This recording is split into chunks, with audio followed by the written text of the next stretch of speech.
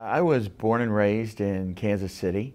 Early on, I was cutting yards to make some extra money, which anybody that's been to Kansas City in July or August knows that that's not the best of jobs. At 14, I wanted to stop doing that and answered an ad in a newspaper and got a job washing dishes at a country club.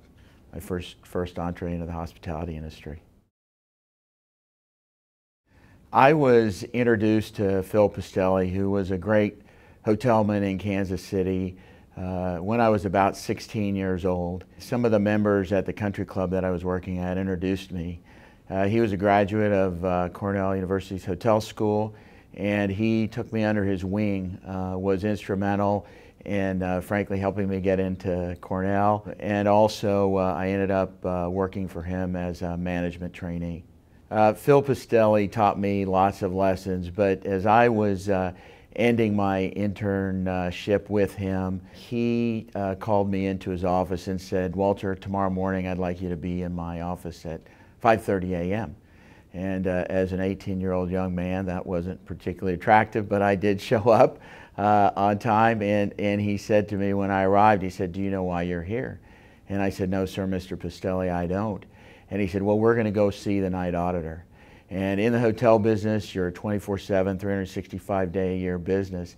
And every associate that works for you is important. You need to know them, you need to know about them, and you need to really care for them.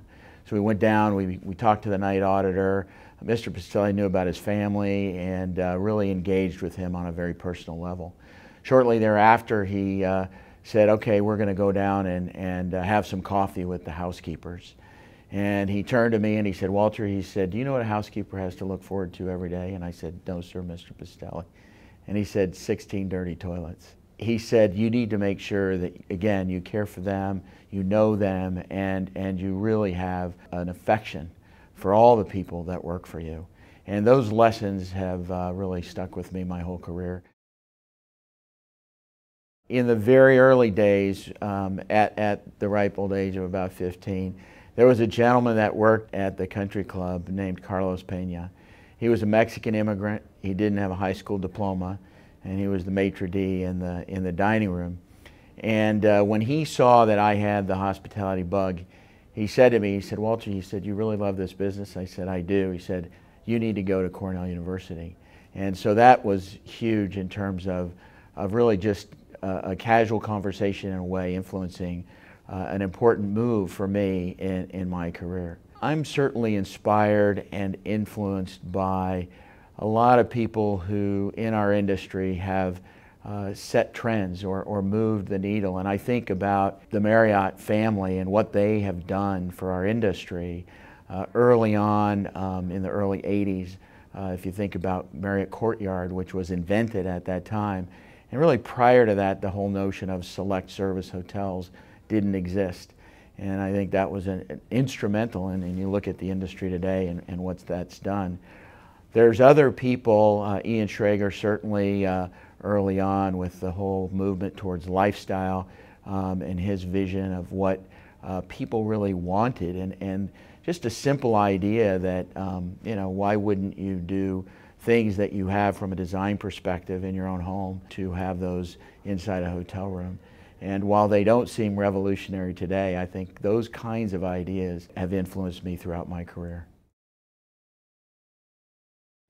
We first got introduced really to the idea of art in hotels in 1990 when we acquired the Oxford Hotel in Denver, Colorado.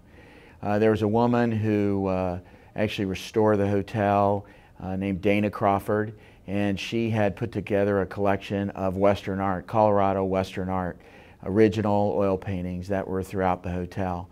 And the really authenticity of that and the interest of that sparked in me this idea that why do we need to go to some catalog and pick a flower vase and you know, pick the blue or the green or the yellow painting that matches your interior design, but instead do some interesting things with art. We have, since the beginning of Sage, really had an ethic towards giving back. And we certainly have been blessed with lots of things in one of the core values of our company is to give back to the communities in which we work and live. That ethic for me started with my parents, and that was always a part of what we did as growing up as children. Not only giving money, part of my allowance had to go towards philanthropic ideas, but also giving back personally by volunteering. And that's continued throughout my life. My wife and I share that value, and we share that value with our business as well. My passion for the industry is stronger today than it's ever been. I love this business, I love the people, and I love our ability to really try to influence customers with new ideas and innovation. 3 people, past or present. Well, first I have to say my wife is my best friend and has been a huge influence on me, both personally and professionally, and I always love having dinner with her. Someone else I'd like to have dinner with is Frank Sinatra. I'm a little late to be able to pull that off. Loved Frank Sinatra, loved his music, and thought he was a pretty cool guy. Maybe the third person for me to have dinner with would be Bill Clinton. I thought that for his greatness and also some of his challenges, he was a fascinating individual, brilliant politician, and I think his skill, his political skills in dealing with people and understanding and being able to relate to people make for an interesting dinner.